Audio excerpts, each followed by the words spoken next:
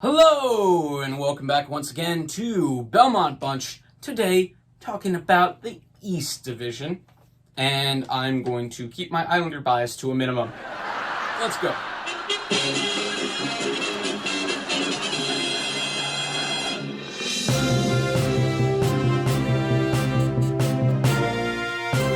Alright, starting off with the Devils. It still feels like a process for them, though they did really well in the offseason. They get Ryan Murray, very low risk, because, the first thing you'll say is he gets hurt a lot. Well, it's a one-year deal, so it's low risk, and it's not like a crazy payday.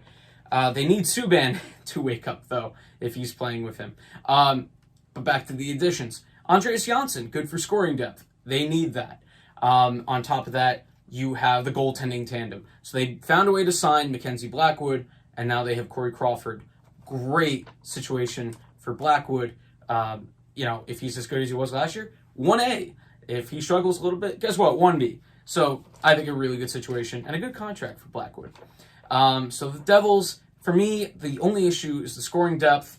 The defense could get better, but Severson and Butcher on the second defensive pairing are pretty decent. It's more towards the third defensive pairing that I'm worried on the defensive part. Offensively, it needs to turn around for Mr. Hughes. He's still very young, so I'm not talking about bust territory. But in terms of this season, if they want to be good, he needs to turn it around because Hischier is a little bit iffy at the moment. And, they're in trouble if Hischier's hurt. He's their best center. Gusev is streaky. Palmieri is really good. And it's good to put him on a line with Hughes and Janssen. Could be a nice line. Could help Hughes out. So for me, it's more so the depth isn't great, and they're getting a couple of young guys into the lineup, possibly though with Merkley and Kukkonen. So there's something there, and they will be feisty. They won't be like complete pushovers, and the goaltending will see to that.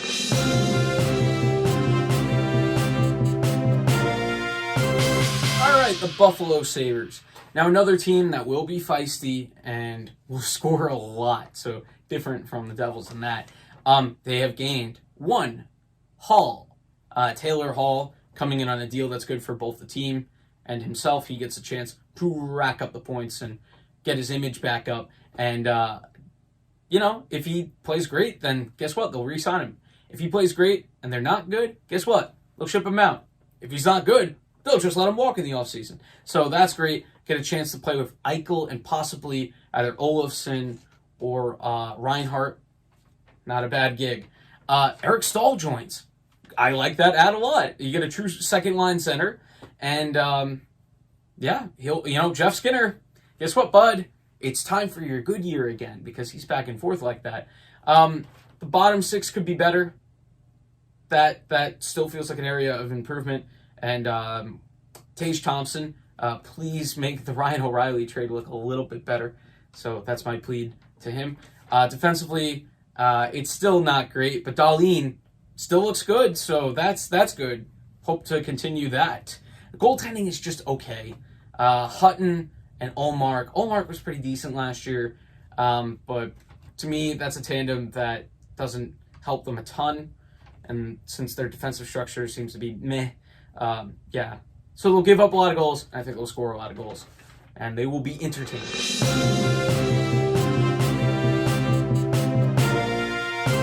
All right, now we have the Penguins. I'm going to be honest. This was a last-minute audible. I had, I'll save it for later. I had a different team here, but I think the other team has more upside. For the Penguins, obviously, the top two centers on their team, two of the best centers in the league. Obviously, it's Crosby and Malkin. Rust has been great flanking Malkin and Crosby at different times. Currently, they have Evan Rodriguez listed as a first-line forward on Daily Faceoff. I don't think that'll actually end up being the case. They do still have solid scoring depth, although the Tanev contract will look interesting soon. I just don't like what they did with their defense. I really don't. Matheson and CC, no. Please, God, no. That could leak goals. And it's not, for sure, for the first time in a while, it feels like the Penguins' goaltending could be vulnerable. Jari was good last year. Can he keep it up? Casey DeSmith, it's time to be full-time NHLer. They both have suitable NHL experience. It's a matter of like how much upside is there, or are they just like the last goaltending tandem that I talked about? Are they going to be Omar Hutton? We'll see. I think they're still better than that, but not by a ton. And yeah, Malkin and Crosby are going to keep them in the race.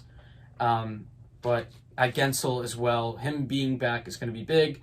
But we'll see. I think they might not be great defensively. They still should score, but is there a ton of depth? We'll see. So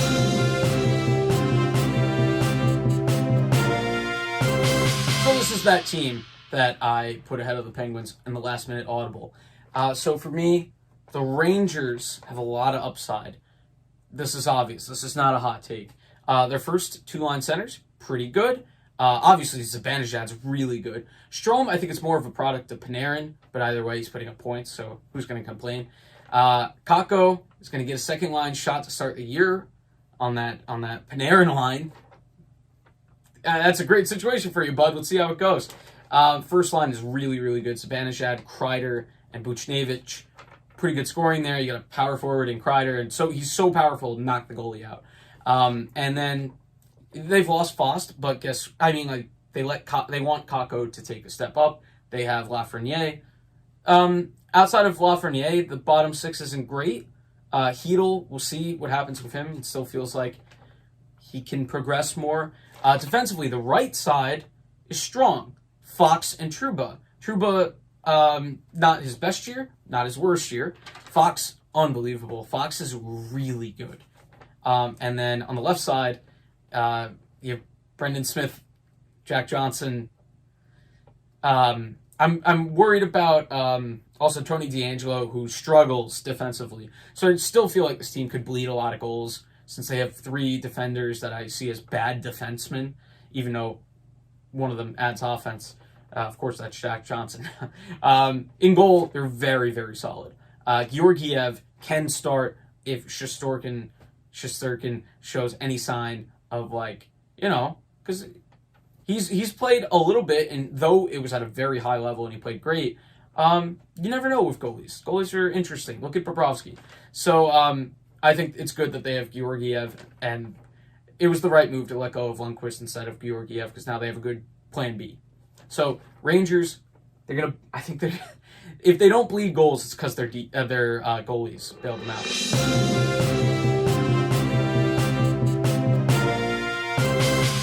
Team that has had two really disappointing first-round exits in the last 2 years. The Capitals, since they've won the Cup, have gone back to that Capital team we knew before and mocked that couldn't beat the Penguins. The motivation doesn't seem to be there, and Peter Laviolette doesn't seem like a fun guy, but that's good for this team because they need a not fun guy to whip them into shape. I think Laviolette's the kind of guy. He's done that. He did that with the Islanders way back when. So why not with the Capitals and their immense talent? So because they still have a great top six, and their centers again. The middle of this division has such good centers. Kuznetsov, he'll flap the bird around and he'll have fun. And I think I don't know how much I have to explain other than if they get re-engaged, they're a great team. Goaltending. It's the Lundqvist thing sucks. And obviously we hope with his heart condition, everything goes well with that and that he's okay. But, on the ice, oh boy, that's tough because that was going to be a great mentor for Mr. Samsonov. They signed Craig Anderson to a PTO. Seems like an okay move. So we'll see what happens with that. That could be decent. Defense, John Carlson's still really good. I feel like the pieces on defense are still there. Siegenthaler gets another year to get better, and they might be in the hunt for a defenseman at some point this year for a trade. But Brendan Dillon and Jensen, they like these guys, and if Laviolette can work with them, they should be fine.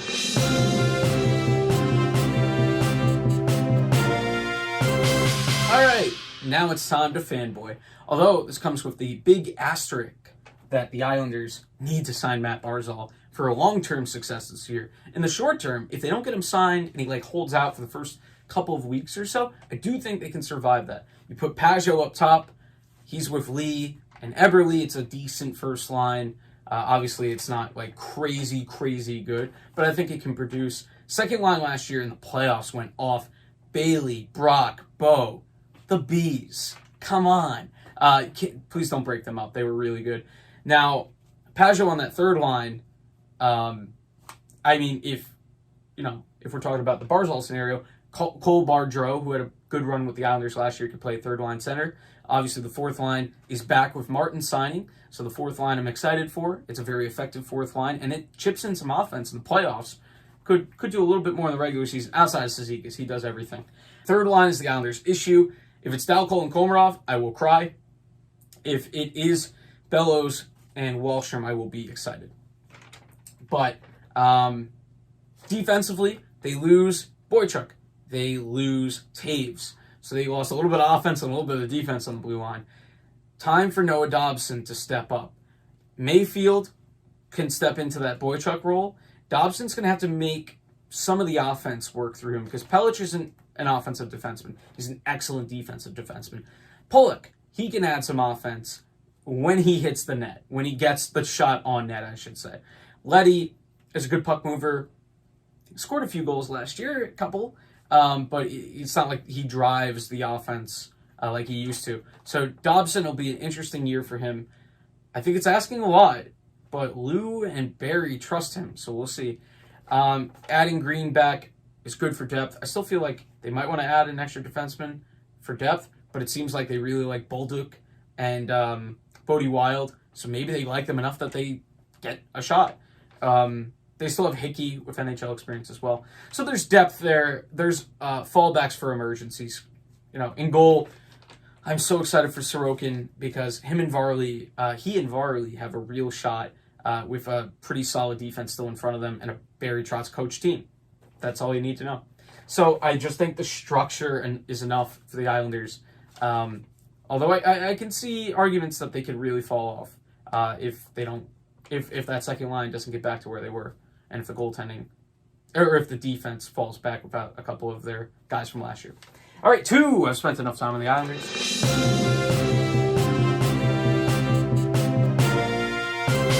We got the Philadelphia Fly Guys. I don't know what accent that was. I wasn't going for a Philly accent. I don't know why. All right. Well-balanced offense. Konechny, Giroux, Voracek, Hayes has fit really well, making that contract look a lot better. And the possible addition of Morgan Frost, their goaltending's still really good. Their defense is pretty solid, even with a retirement. I think there is some excitement to be had for Philly. Last year ended in a heartbreaking fashion, but there's no reason why they can't go out and do the same thing again. They have good continuity. They have a good coach still. I think they're in a good position to repeat where they were.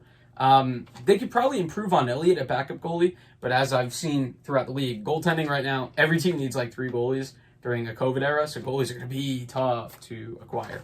So we'll see with that. Maybe that'll hit them in the playoffs.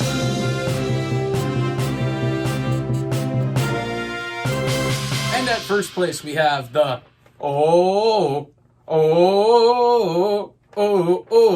Bruins. Little dance I like to do. The Boston Bruins. So obviously you have the perfection line. Now we'll see Pasternak and Marchand are still a little bit beat up.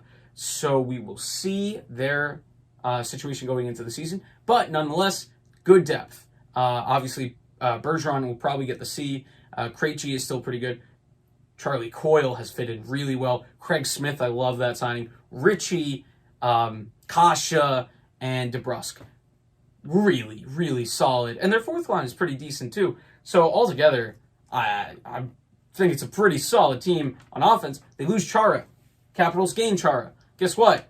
I don't know if that helps the Capitals. McAvoy's been dragging Chara around for a while, and now he might get to drag around, I don't know, Grzelcyk, Lauzon. We'll see how it goes. But you've got Clifton in that defensive unit. he had some quickness and a little bit of offensive punch, which is something you don't get out of a ton of third-pairing defensemen. And their goaltending situation is very, very solid as well. I know it's two older guys, but guess what? They're still good.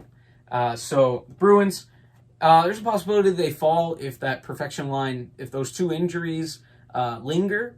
But the depth is still good enough. They should not miss the playoffs. They shouldn't be less than top 3 because they're not as old as you would think anymore with some young guys joining the lineup. So that's the East. Stay tuned next time for the Canada division. So that'll be exciting, I guess. But we will see you for that next time on Belmont Bunch. Comment below, like and subscribe, all that. Goodbye.